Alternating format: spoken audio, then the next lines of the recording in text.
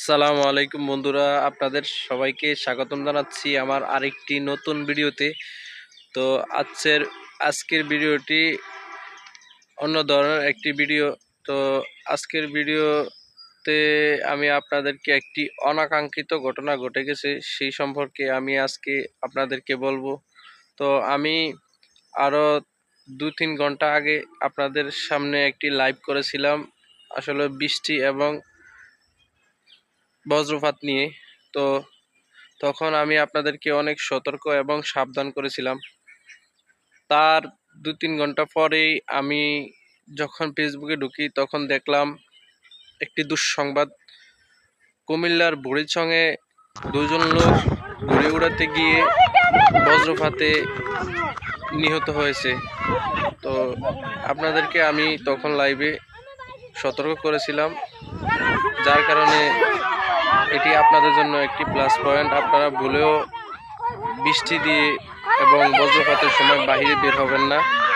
তো দ্বিতীয়ত, আমি আজকে বৃষ্টির পরে চলে আসলাম আমার ফলের বাগানে, এবং আমার ফলের বাগানে লিচি গাছের সামনে আমি এখন অবস্থান করছি। আমার লিচি গাছে কেমন লিচি ধরেছে এবং লিচিগুলো হঠাৎ করে পেটে যাচ্ছে। লিচিগুলোর বাকলা এবং লিচিগুলোর বাকলের অবস্থা খুবই খারাপ।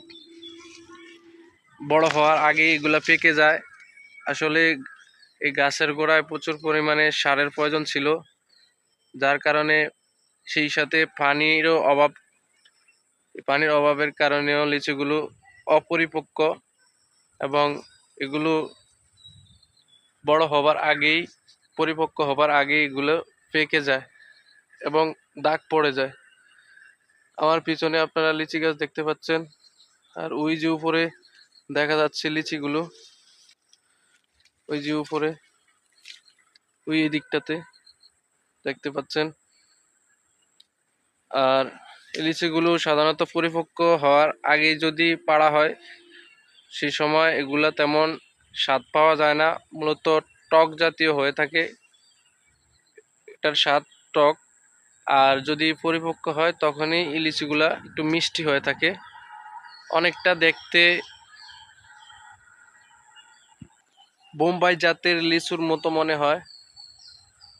তো আমার এই বাগানে আমি আপনাদেরকে আগেও বলেছিলাম, এখানে মালটা গাছ রয়েছে। আর আজকে এসে দেখলাম মালটাগুলো হঠাৎ করে ঝরে যাচ্ছে। মাঝখান দিয়ে কয়েকদিন বৃষ্টি না হওয়ার কারণে, পানি না থাকার কারণে এগুলো হঠাৎ করে ঝরে যাচ্ছে। বিশেষ করে যেই গাছটাতে আমার বেশি মালটা ধরেছে সেই গাছটা অবস্থা খুবই ভয়াবহ। অনেকগুলো মালটা অপরিপক্ক অবস্থায় ঝরে যাচ্ছে। এবং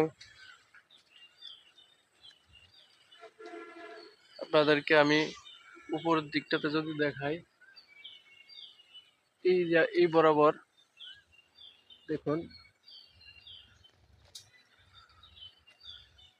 এই দিকটাতে যে মালটাটা খুবই অপরিপক্ক, এখনই ঝরার সময় হয়েছে।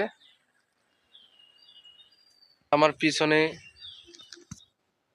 পেঁপে গাছ রয়েছে, আর এই পেঁপে গাছে দেখুন ফুল করতেছে, এবং মনে হয় আরো কয়েকদিনের মধ্যে এখানে ফল আসবে, আশা করা যায়।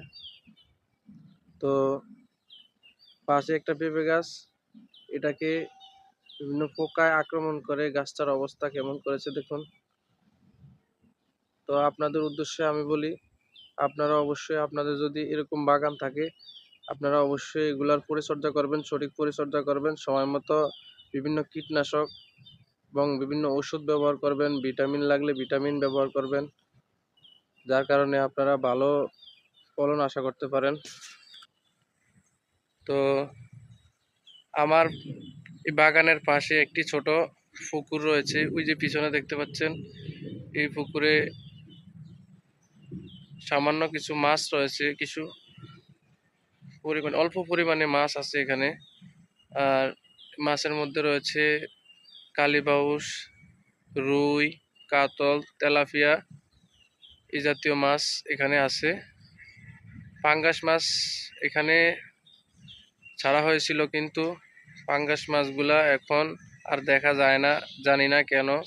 হয়তো সময়ের সাথে সাথে এখানে পানি শুকিয়ে গিয়েছে, আর সেই সাথে সাথে তখন এদিক ওদিকে চলে গিয়েছে বৃষ্টির পানি বাড়ার কারণে, এবং আরও নানা অসুবিধার কারণে এই মাছগুলা এখান থেকে চলে গিয়েছে, এবং আশেপাশে বিভিন্ন মানুষের আক্রমণের কারণেও মাছগুলো হয়তো এখানে আর নাই। তো আমি মূলত বৃষ্টির পরে আমার বাগানে অবস্থা আপনাদেরকে দেখানোর জন্য, এবং চারিপাশের অবস্থা, বর্তমানে আকাশের অবস্থা খুবই খারাপ। মনে হচ্ছে যে আবার বৃষ্টি হবে, এবং আকাশেও মেঘের গুরুম গুরুম আওয়াজ শোনা যাচ্ছে, শব্দ শোনা যাচ্ছে, এবং বলা যাচ্ছে বৃষ্টি আবার আসবে। সে আগাম সতর্কবার্তা আমাকে জানিয়ে দিচ্ছে যে আকাশের মেঘের ঘনঘটা এবং মেঘের গুরুম গুরুম আওয়াজ, যার কারণে আবারও মেঘের পূর্বাভাস লক্ষ্য করা যাচ্ছে।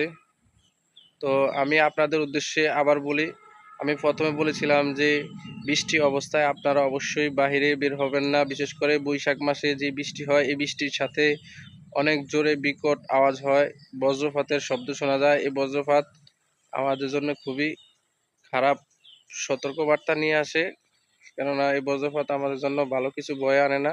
এগুলো আপনার জন্য, আমার জন্য, সবার জন্য ক্ষতির কারণ হয়ে দাঁড়ায়, কেননা আমাদের এই দেশ বাংলাদেশ বিগত বছরে বজ্রপাতের সর্বোচ্চ রেকর্ড, এবং এই দেশে বজ্রপাতে সবচেয়ে বেশি মানুষ মারা গিয়েছে। ৮০-র অধিক মানুষ মৃত্যুবরণ করেছে আমাদের এই বাংলাদেশে। তো আপনাদের সবাইকে সতর্কবার্তা জানিয়ে আমি এখানে আজকের ভিডিও থেকে বিদায় নিচ্ছি। ততক্ষণ পর্যন্ত আপনারা সবাই ভালো থাকবেন। আমার আগামী ভিডিও দেখার জন্য আপনাদেরকে আমন্ত্রণ জানিয়ে আমি এখানে বিদায় নিচ্ছি। ততক্ষণ পর্যন্ত সুস্থ থাকবেন, দোয়া করি। আল্লাহ হাফেজ, আসসালামু আলাইকুম।